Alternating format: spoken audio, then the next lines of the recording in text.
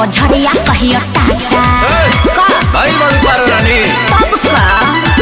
अरे एको दिन न खाले बानी बुक रहेला साटा आरा बलिया बक्सर कबो झड़िया कबो टाटा 2000 देखी घाघरा उठ गए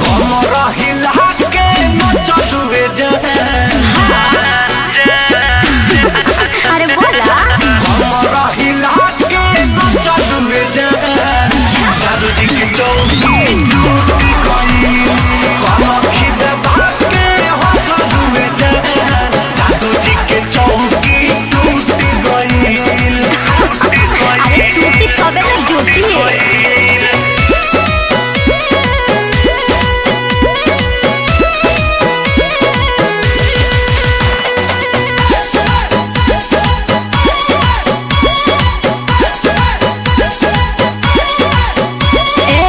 तोहरा कवन परेशानी बा गजबे तोहारी जवानी बा। हाँ तो तोहरा का बुझाता 500 के नचनिया बनी। अरे तेरे भैंसिए खोल ले जो। तोहरा कवन परेशानी बा गजबे तोहारी जवानी बा। अरे चल बोली के चाल देख के छाती काहे फाटे अदा और स्टाइल के ना जोड़ा कोनो बाटे मजा लूटे वाला सब है लूट गए हमरा हिला के न चलू जाए अरे बोला हमरा हिला के न चलू जाए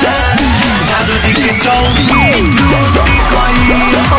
लखी दबा के हंसलू जाए जादू जी के चौकी टूट गई हाँ तो टूटी ना टूटबे करी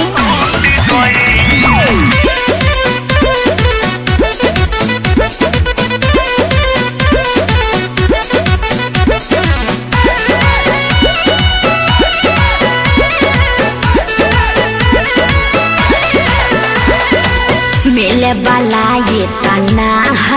बुझला घर बोला तोहरो कहाँ काहे बताई तहरा के हो लगलू टेढ़ होए हाँ तो का चिचकारी मिले वाला ये तना घर बोला तोहरो कहाँ अरे आग के हम गोला हई दूर रह बाबू रस भरल रसगुल्ला देखी जियरा नहीं के काबू काहे देखे के पसीना छूट गए हमरा हिला के न चलू जाए हमारे काम ही है हमरा हिला के न चलू जाए जादू जी के चौकी टूटी गई लखी दबा के हंसलू जाए जादू जी के चौकी टूटी गई अरे इतने ना कल पांडे जी के यहाँ भी 2 चौकी टूटल रहे